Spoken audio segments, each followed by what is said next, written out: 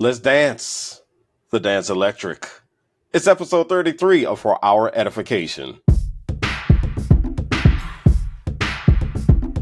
Thank you so much for joining For Our Edification, where personal leadership, it comes from a real place. I'm Eddie Francis, and you can catch past episodes of For Our Edification by going to eddiefrancis.com. There are also some past episodes on YouTube or wherever you get your podcasts.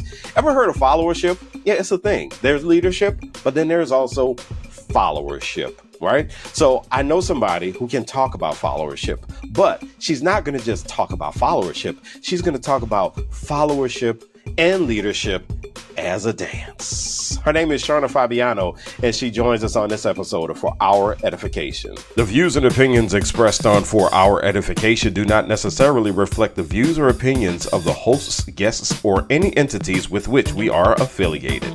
Sharna Fabiano is a certified coach, author of Lead and Follow, the dance of inspired teamwork, and host of the Lead and Follow podcast, drawing on her previous career as an internationally recognized tango artist. She works with individuals and teams to develop both leadership and followership skills. And Sharna, she actually has a Master of Fine Arts in Dance from UCLA. She's the 2023 chair of the International Leadership Association's followership membership community. And that's how I had the pleasure of meeting Sharna. So quick story here. I'm going to do a little cross promotion here. If you're listening to this podcast and you didn't know this, then I have another podcast called I Want to Work There. It's about employer branding and higher education. So I had this idea, and I wanted to get an idea about how micromanagement affects employee engagement and how it affects people being ambassadors of their places of work. I go into the ILA discussion board and I see that there's one specifically for followership, and I'm thinking, this is good. This has got to work out. Somebody has got to know how this works out. And Sharna helped me out. She raised her hand, came on board. We recorded a great episode. And by the way, this episode, we are like late July, early August with this particular episode. So the episode of I Want to Work There that Sharna appears on is actually dropping August 28th. So there we go. So there's that timestamp. So Sharna, thank you so much. And what I wanted to talk to you about is really much more about followership. I'm in grad school. I'm learning leadership. I get this leadership theory thing. I run across followership. I'm going, I didn't know there was such a thing. I learned that, and you know, it's interesting because one of the things I learned is that I had been practicing followership throughout my career. Like I was the person who would always be so concerned about how my decisions might affect the leader, how the leader's decisions are affecting me, and how there is this exchange. But for you, you love to use dance because dance is what you do. And so let's ask first about leadership. All right. When it comes to dancing, how does dancing relate to leadership? How does that relationship work, or how does that metaphor work for you? Sure. And let me just say thanks for inviting me back again. Any day I get to chat with you, Eddie, is a good day, and especially about my favorite topic. Thank you. Appreciate you. So you're welcome. So to answer your question, I'm going to have to talk a little bit about both roles just temporarily, because it's just so, it's just impossible to pull them apart. And if you imagine a dance couple, right, it becomes clear. You see, well, there's two people in the partnership on the dance floor. So, and they're both required, right, to be there to make the dance work. And I wanted to say, for those of you who are not familiar with tango improvisation in particular, it's interesting to note that the leader and follower roles in this dance are very asymmetrical, which can a little bit be confusing if you're comparing it to like a waltz or another ballroom dance, in which the step patterns are mostly like mirror images of each other. The tango is not like that.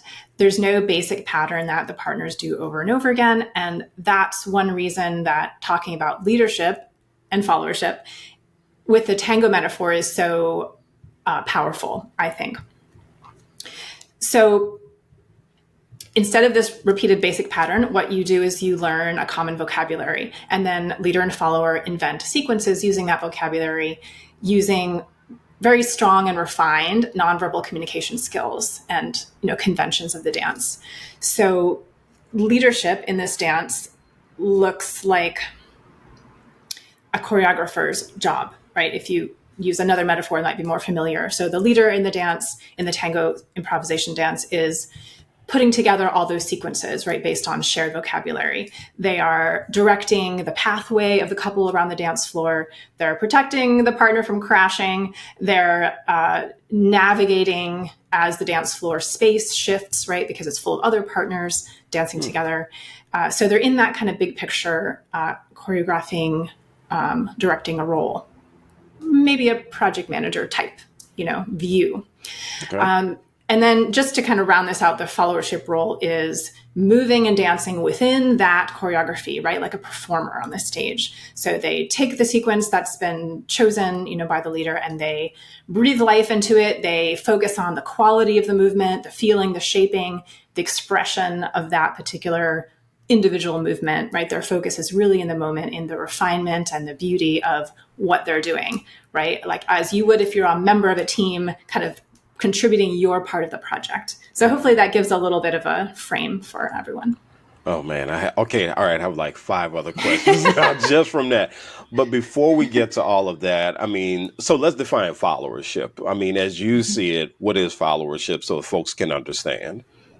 Yeah. So, okay, big question, right? It's like, what's leadership? Well, do you have, 5 years to read all the theories? But so followership is, to give it credit, like it's really equally as complex as leadership. And many of the things you mentioned already, Eddie, like, noticing how I can support the leader. What do I do in relationship to them? How do I respond to them? These are very much like part of followership. But one way I like to define it really succinctly is that following is what you're doing if you're not leading. Mm-hmm, mm-hmm. So if you're on a team, if you're even in a conversation and you're aware that that person is leading you, either they're the title leader or they're leading a project or an interview, say, then the following part is what you're doing in relation to them, right? In response to them, in collaboration with them, to make their vision successful, to, contribute everything you can to support whatever's happening. Yeah. And it's really interesting to note that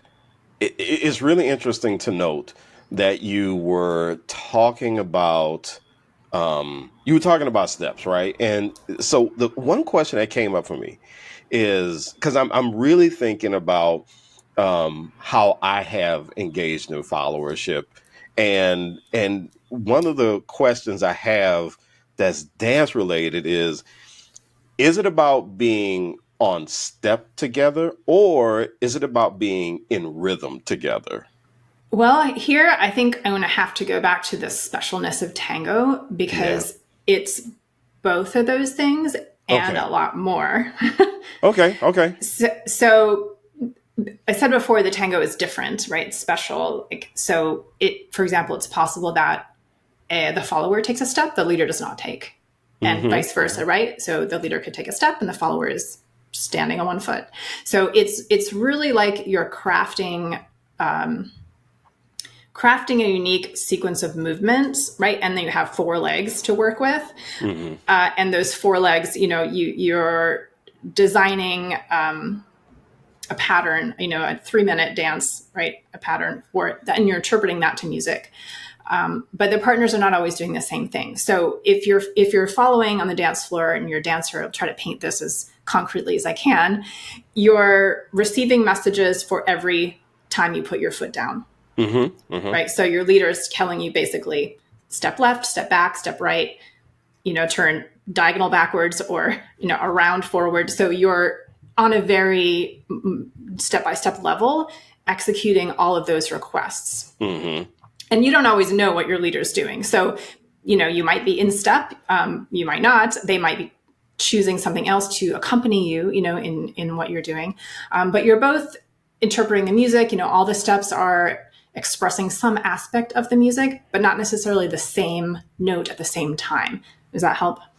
Yeah. So trust is really important here. It sounds like. Oh yeah. Yeah. Because I mean, so you said that the partners may not necessarily be on the same step, but there has to be a relationship. There has to be, it sounds like there has to be something there that says, okay, my partner just did this, so I'm going to respond with that, but I can't throw my partner off. I have to do something that my partner is going to understand. Like this, I guess a way that I'm thinking about it is the dance is a physical coordinated conversation that's going on. And with leader follower, there is this it sounds with leader follower or leadership followership, you have a coordinated conversation of decision making going on a lot of times. But Mhm. at the end of the day, you really got to trust people. It sounds like, especially on the dance floor. That have you ever danced with somebody who you were questioning your trust there, or they were questioning your trust? And what was that like if it did happen? Yes, yes, and yes. I feel like I've had, almost every kind of dance possible.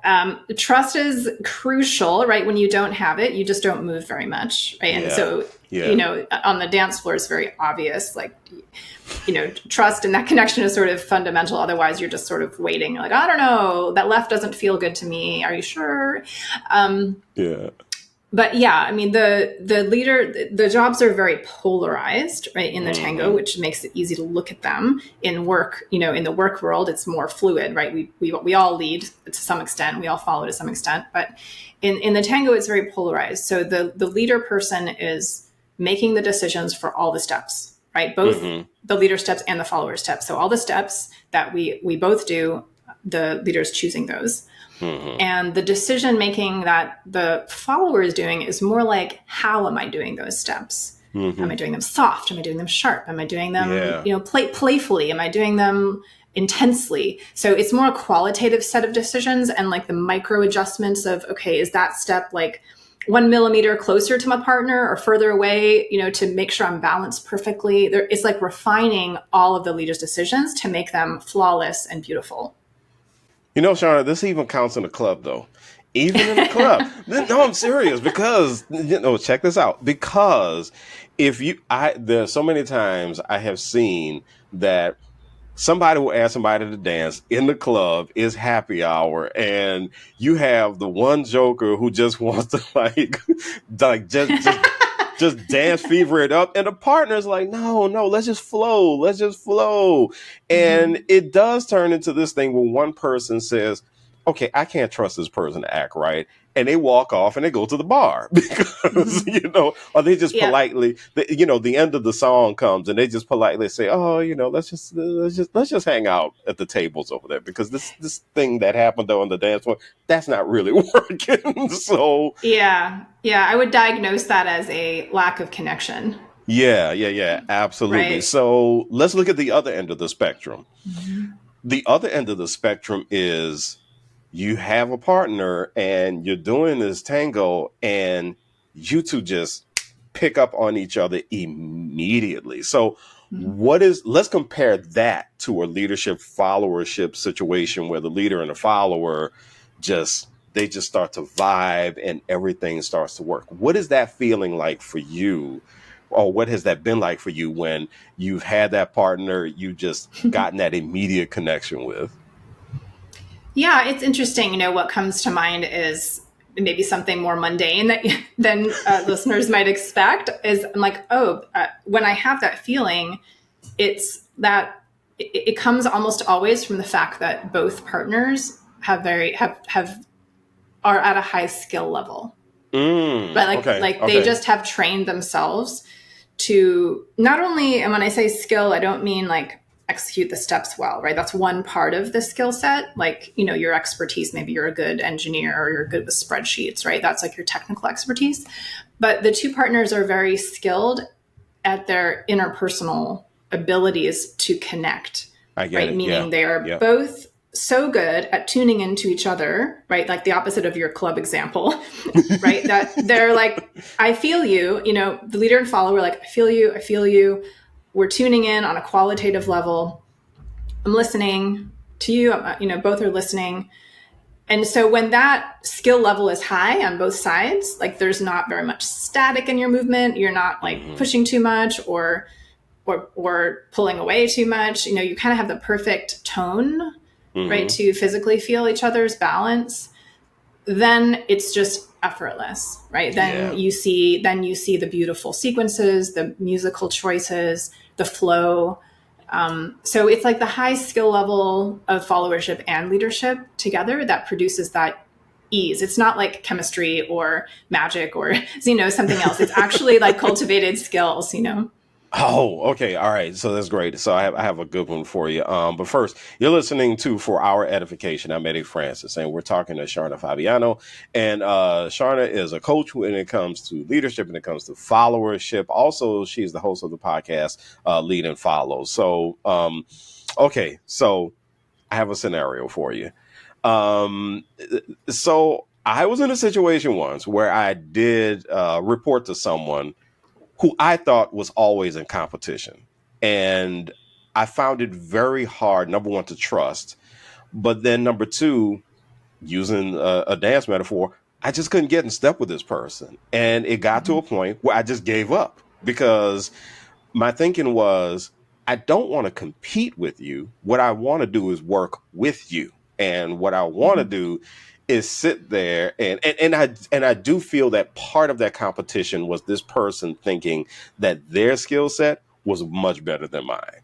And so it just turned into this push and this pull. It was a really, really, really frustrating dance. And so, I mean, what is that? I mean, if you had to put that in, if you're sitting there and you're talking to the two of us and you're trying to get the two of us to work better together, I'm finding it very difficult to practice followership because I'm checking out and I'm going, I'm not going to make any informed decisions that's going to make this thing go forward. I just want to leave this dance and go sit somewhere. I mean, if you're breaking that down, how are you breaking that down? Specifically, if you're listening to me as the follower say that I'm frustrated and I feel like I'm competing against somebody who has, some sort of authority over me. I mean, what are you thinking? What's your feedback? What's your response to that sort of thing? Yeah, that's really challenging. And unfortunately, it's common, right? Yeah. So the first thing I would say is if I'm just talking to the follower person, right? Because you don't always have the chance to talk to both, which is ideal, but you don't always have the chance, is that to be, first of all, to like depersonalize, right? Whatever the frustration is. So if there's any sort of negative self-talk about like, they hate me or I'm not good enough or I just can't manage this, just try to like put that aside, because this is a two-way street, right? So if there's frustration, then there's an adjustment usually on both sides to be made. So that's like step one is try to, depersonalize it and just say, okay, something here isn't working. And then this is, one of the hard parts is get realistic about what seems possible, right? So this is, again, we're not talking to the leader. We're only working with a follower. So if this leader has decided these are the bounds of what I'm doing or what I'm expecting, and I'm not going to budge from that, then, sometimes you just have to be realistic about what's possible, right? And not take it as a reflection on you. Yeah. And there's another great definition of leadership followership from great colleagues and mentors of mine, Mark and Samantha Hurwitz. Their book is Leadership is Half the Story, and they define leadership as setting the frame, right? Very much a dance metaphor, and followership as creating within the frame.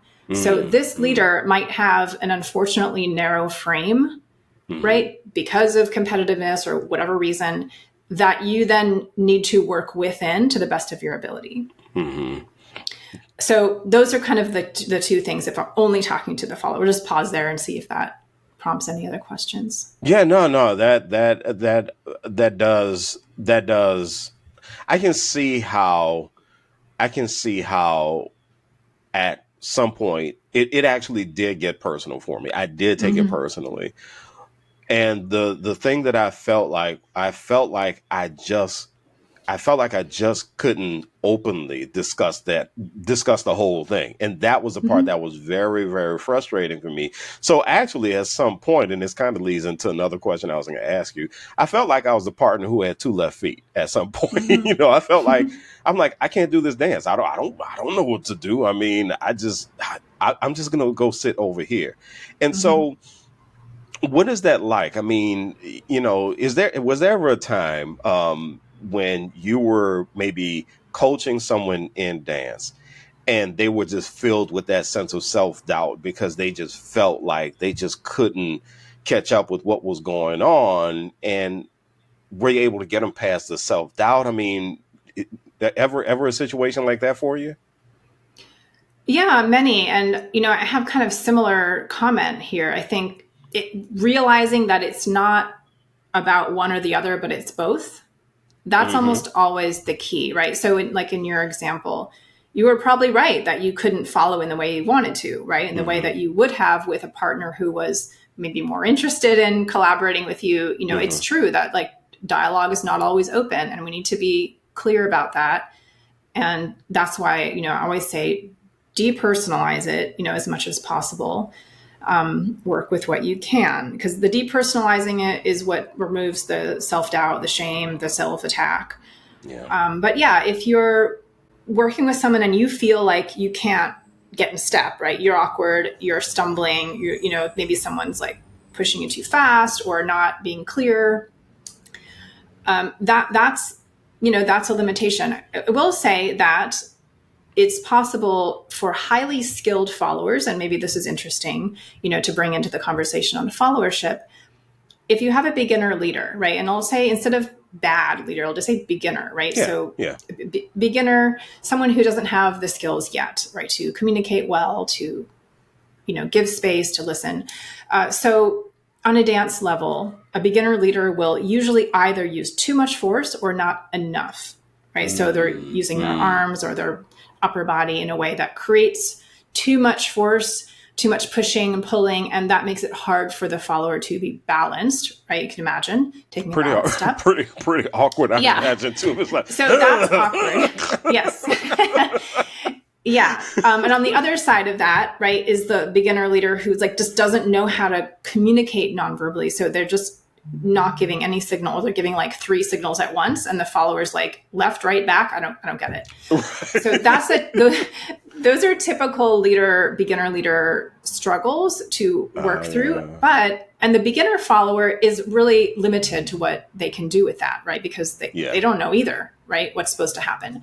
But a very skilled follower has some things that she or he can do to compensate for those beginner leader stumbles. So one thing that the advanced follower has is knowledge of the vocabulary.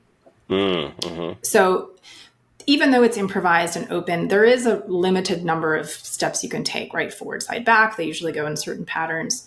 So the follower can sort of guess or make a more educated guess about which one it would be, right, than a beginner. They can kind of filter out all those weird signals or the too much pulling and pushing to say, okay, yeah, I get this leader's doing a lot of, unnecessary stuff, but I'm pretty sure this step would be next, right? This is what makes the most sense based on the logic of the dance. So the advanced follower can do that. And they can also use their own ability to be grounded and stable to sort of non-verbally influence the leader in a positive way. So you can calm down, a leader who's nervous because they don't know what they're doing. If you are very grounded in your legs and very stable and just, moving in a calm way. So those things I think also translate into the work environment. Like if you are a subject matter expert and your leader is like all over the place or not giving you good direction, you're like, well, you're going to be in a position to maybe ask better questions, to make more educated suggestions, to propose things or even show pieces of work that will help that leader recognize what's needed. And likewise, if you're skilled, like in your inner state, right, you can present yourself in a way that's calmer that might help that leader connect with you better. Yeah, one of the things that occurred to me when I was doing my master's studies is followership works and you've brought this up so many times, and I want people to really understand this. I mean, as a follower, yes, you have a voice, and personally, I think you should have a voice as a follower. Mm-hmm. I think that's the only way you make a lot of stuff work. Even if it's a hierarchy and the leader is the one who gets the final say, you still should have some kind of voice. But one of the things that I ran into in my leadership studies was this concept of there being an organic paradigm of leadership where a lot of the decision making comes from the ranks. It does come from followership. So the leader is not the one with all the command and control. You have a lot of people in a follower position who are reporting to someone, but they have a whole lot to say. The thing is, though, is that you do have to know what you're talking about. Like, you really, really have to own your area. There's this piece that I wrote about executive authority versus expertise authority, and executive authority is just what it sounds like. It's the people with the executive titles. They make the policy decisions and everything. But expertise authority are the folks who are they're low. They may be, for lack of a better term, lower on the rungs of the ladder, but they really own their space so well that if you need anything at all, any advice, any informed feedback, they got it. They will give you what you need to make the best informed decision as a leader. So it's really interesting to hear you mention so many times the importance of being skilled, a skilled follower. And I think that's something that people may miss. And I hope they pick it up definitely in what you're saying. When two partners get together, I'm big on what I call intellectual choreography. You know, I'm really big on let's sit down and let's think about how we're going to work this thing together, how we're going to work this partnership. What does it look like when partners get together and dance and you have those first conversations about, or does this even happen? You have those first conversations about what you're going to do on the floor. Uh-oh, she laughs. Yeah, I mean, this is going to be a good answer. Go. Well, I think, the structure and etiquette of the dance world is such that we don't talk to each other very much. Oh, now it's getting really good. Yes, it's all very mysterious, right? And nonverbal. Which speaks to the fact that if it works out, then that says a lot about the skill of being a dancer. A whole lot. Yes, I mean, the dance skill set is a nonverbal skill set, right? It is the physical skill set. So, of course, we talk a lot in classes, but when we go out to practice the dance or in a social environment, most of it is without words, without verbal words, which does make it feel rather magical. Yeah. So they're in place of that, right? We have etiquette and we have sets of assumptions, right, about what we do together. And I mentioned earlier that the leader and follow roles are very polarized. So when you invite someone to dance, you are assuming that they will take on a certain set of responsibilities, right? And when I say a set of responsibilities, it's pretty simple, right? So the leader person, their job is to make all the decisions about the footwork, like what the steps are going to be, in what order, in what musical timing, and how are we going to progress around the dance floor. So if I accept a dance from someone who's leading me, I assume that they are going to take care of all of that, right? And I do not try to do that, because if I do, then we are not going to function together. Right. And I say this recognizing that in an organizational context, it's not so polarized, right? We do flip back and forth a lot. And I think it's really important what you're saying about the different kinds of authority, because we do switch back leading and following depending on the context and the situation. So that's important to realize, that leadership and followership they can be rank, but they're also function. They're also function. So on the dance floor, then the followership job description is, I stay in the moment. I make every step beautiful. I shape the, tiny little micro adjustments around the leader, the space that I'm sort of monitoring, in a way that's easeful. I make myself easy to lead, right? I'm very responsive. I control my own balance. I manage all of my joints, so I'm always lined up perfectly to like execute the next thing. Yeah. I fill that with qualities that I find pleasurable and beautiful. So those are all of my job descriptions. And so then the leader knows I don't have to do that. I'm not controlling my partner's movement. I'm just making the structure for them to, fill it with.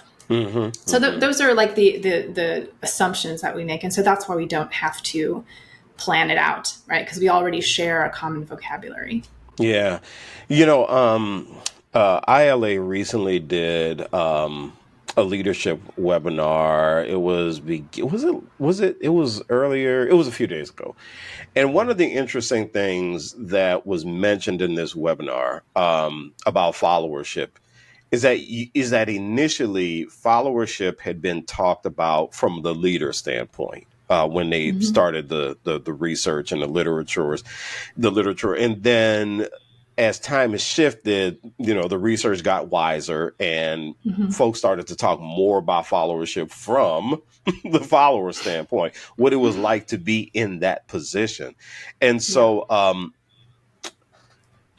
For someone who is, so let's say you're coaching someone, you have someone right now who is saying, listen, my ambition is to become that leader. I want to be the CEO, right? Right now, I report to mid-management. And I think I'm doing everything I have to do in order to reach that goal. I'm providing the feedback. I'm making sure I communicate with my leader. I'm making sure my leader understands that any kind of criticism I get is not taken personal, and I look at everything as a piece to go forward. My question is this. When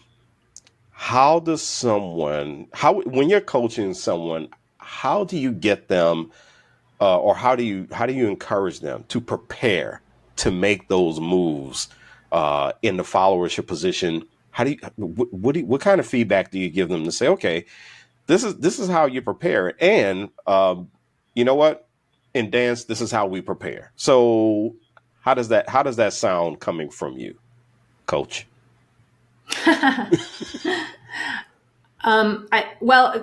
This is like the first global thing that comes to mind is I think to be successful, anything, like whatever level you want to be at, subject matter expert, CEO, start your own company, you 100% need strong leadership and followership skills. So especially in the world that we're rapidly creating, right? Where we're flowing a lot between like who does what. We don't always know who's doing what. We don't know where the knowledge is coming from. The actual definition of leadership is changing rapidly as we understand more and more how teams function and what followership is. Yeah. So that's, especially with the society getting so much more diverse in so many ways. Yes. So I think we need to keep that in mind, that we can't just focus on leadership anymore. It just doesn't work. Whether we call it followership or whether we call it, interpersonal skills, or I recommend followership because it makes it more solid. We all need both no matter what. So that's sort of the first thing I strongly, encourage anyone just for overall career management. It's just going to help you anywhere, wherever you are. But beyond that, if you want to be CEO of a certain company, a certain kind of company, I think you've got to think about what that means in context, right? So like becoming the CEO of a tech company is different than becoming a CEO of a university. So like what's the specific things you need to design your own learning for? Yeah. And I don't think there's a formula there. Some of that's followership, some of that's like just research, some of that's like specific connections that are relevant to what you're interested in. But I know that's definitely not very satisfying answer, but I think that's mostly what I see with people is like you really have to personally design your path, for what you want.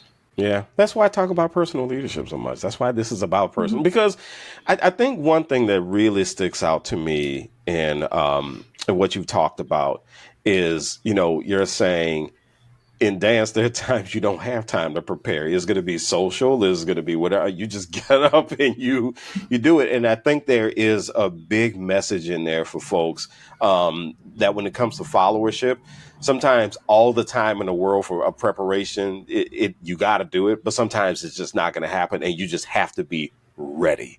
You just got to be ready for what's going to happen, and you won't know you're ready until you're doing it. So that's I know that might be pretty frustrating for people who are really, really big planners, but for people like me, it's fine. So yeah.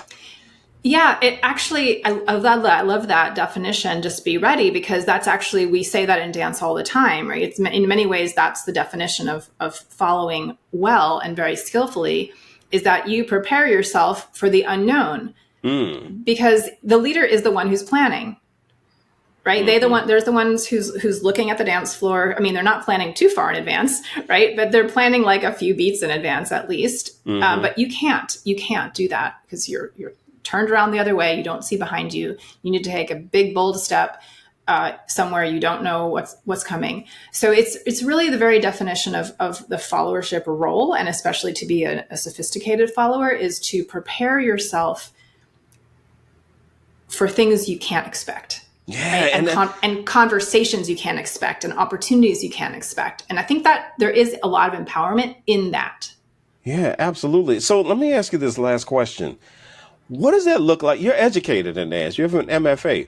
What does that look like in education? Because most people, I think, when they think about education, they think about this really rigid thing that you do, and everything is But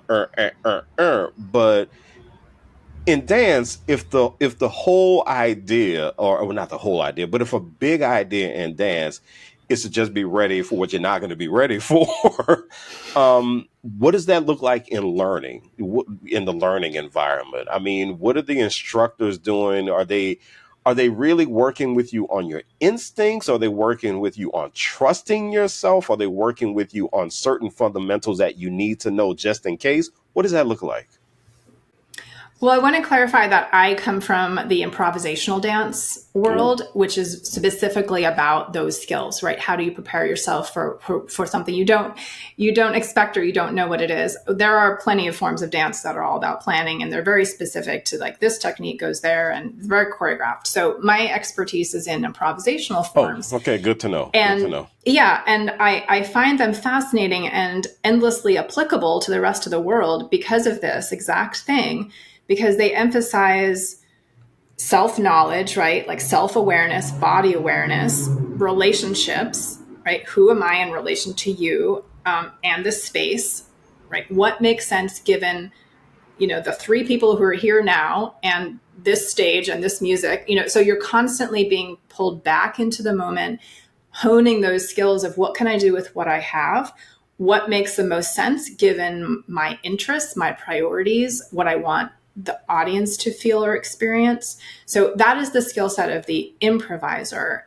And I think it has tremendous wisdom for us in this moment historically, because everything's changing, right? Everything's changing. And so, step one is hold on to yourself, right? Like, it's okay, right? Learn how to regulate your whole body system so that you can just be present with what's happening, right? With what's changing. So that's like step one. And it's not easy, right? It's something that you need to cultivate, right? Leader or follower, but especially follower, because you're not always making decisions, right? That will affect you.